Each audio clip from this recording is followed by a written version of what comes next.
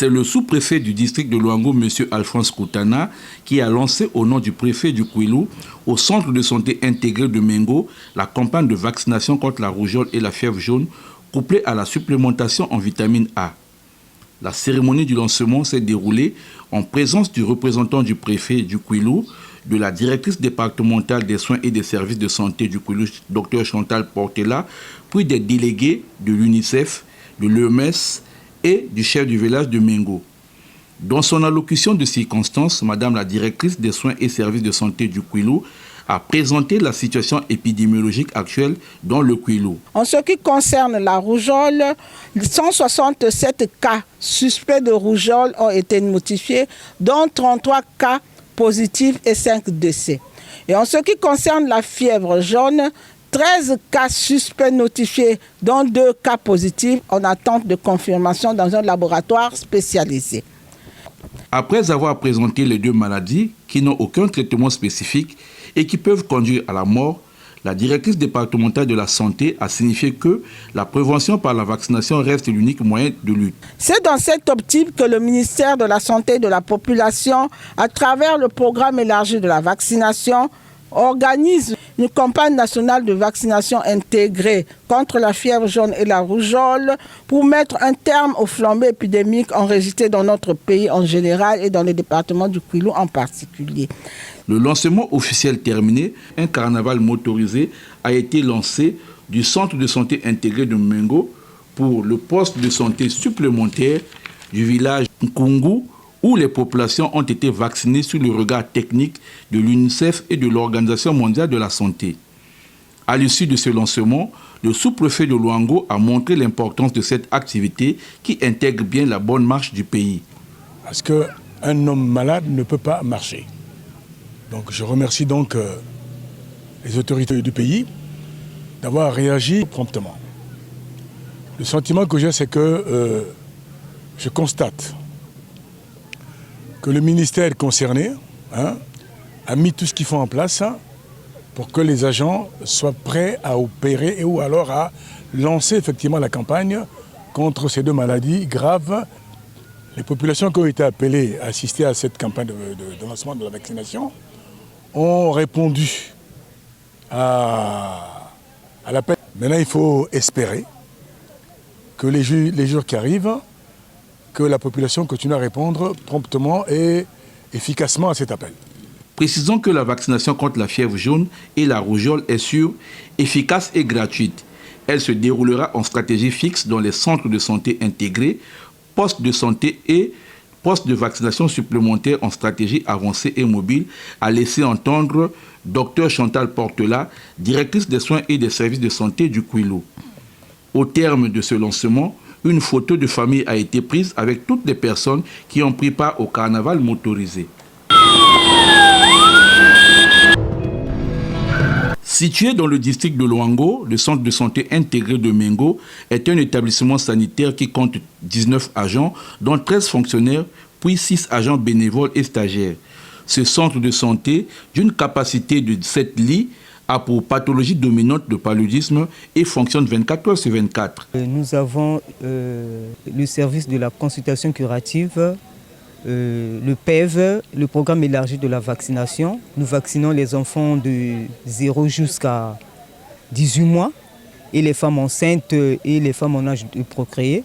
C'est un centre fixe de vaccination contre la Covid. Nous pratiquons les accouchements, la petite chirurgie et la surveillance nutritionnelle. À l'instar des autres structures sanitaires du département du Kouilou, le CSI de Mengo connaît quelques difficultés d'ordre matériel et technique. Il y a l'amortissement du matériel au niveau du bloc d'accouchement. Les lits sont vraiment amortis. On a des difficultés pour pratiquer convenablement l'accouchement. À peine nous avons été dotés par l'honorable député. Il nous a doté un lit.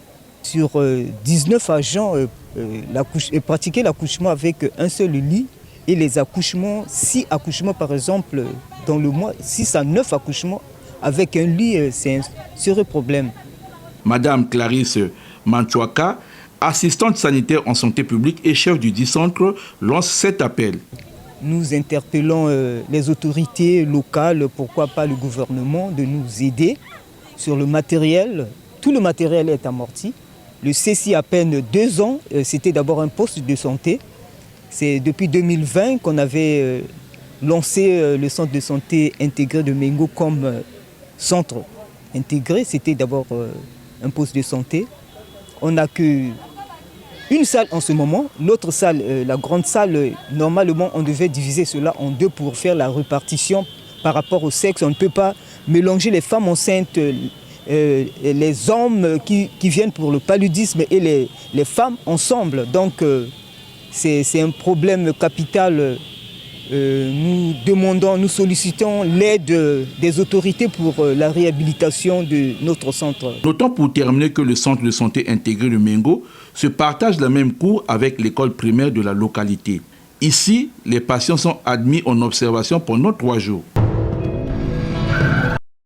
C'est en 1992 que l'Organisation des Nations Unies a choisi le 4 juin comme étant la journée mondiale des enfants victimes innocentes d'agression. Plusieurs enfants deviennent des mendiants et quittent parfois le domicile parental pour échapper aux multiples agressions des parents. Les enfants se retrouvent dans la rue. C'est à cause de leurs parents. L'éducation. Quand un enfant a une éducation de base de l'école, de l'église, de la même maison, l'enfant là ne peut jamais retrouver dans la rue. En fait, moi j'ai vécu avec ma mère, j'ai vécu avec mon père. Mon père avait mort à Dolisie. Quand mon père avait mort à Dolisie, maintenant, maman n'avait pas les moyens. Quand maman n'avait pas les moyens, elle avait venu encore à la maison, maman ne fait rien. Quand maman n'a pas fait rien, maman elle propose seulement la nourriture. Quand maman n'a pas l'argent de la nourriture, moi maintenant je fais pour moi en vie, je cherche pour moi l'argent. Si elle a quelque chose, je me donne maman. Si elle n'a pas un peu, je me donne seulement maman, je dors pas en vie d'ici, on ne fait pas les pagailles. Des enfants sont battus et ligotés par des parents. Et la société civile congolaise n'est pas restée muette à ce sujet. La présidente fondatrice de l'ONG Solidarité, Disponibilité des œuvres sociales, Aide et Entraide Sodios s'insurge contre ces violences faites aux enfants. On voit des enfants qui ont des blessures, on voit des enfants qui ont des cicatrices, on voit des enfants, mais personne ne fait rien. Et donc aujourd'hui, il ne faut pas seulement s'arrêter à la journée. Il faut vraiment qu'on puisse prendre notre bâton de pèlerin, aller vers là où les enfants là subissent ces atrocités. Au sujet des enfants mineurs qui sont exploités par les grandes personnes, la présidente de Sodios demande à la population de dénoncer ce genre de pratiques. Il faut qu'on commence aussi à porter plainte aux parents, parce que nous, on a déjà commencé. On porte plainte. Si vous allez au tribunal de grande instance, chez le procureur de la République, nous avons des plaintes maintenant contre les parents. Que prévoit la loi pour protéger les enfants victimes innocentes d'agression? La loi Potignan précise qu'il est interdit de soumettre un enfant à la torture et puni d'une amende de 60 000 à 420 000 francs CFA. Le père ou la mère, le tuteur qui se soustrait à toute ou partie de ses obligations morales ou matérielles à l'égard de l'enfant. Stop aux violences faites aux enfants, c'est notre avenir de demain. Réservons donc un futur meilleur à nos enfants en les protégeant contre toute maltraitance à l'image de viols, traite, abandon et enfants dits sorciers. La plupart des populations qui connaissent une croissance rapide se situent dans le lot des pays moins avancés qui ont connu une croissance annuelle d'environ 2,4% entre les années 2000 et 2020.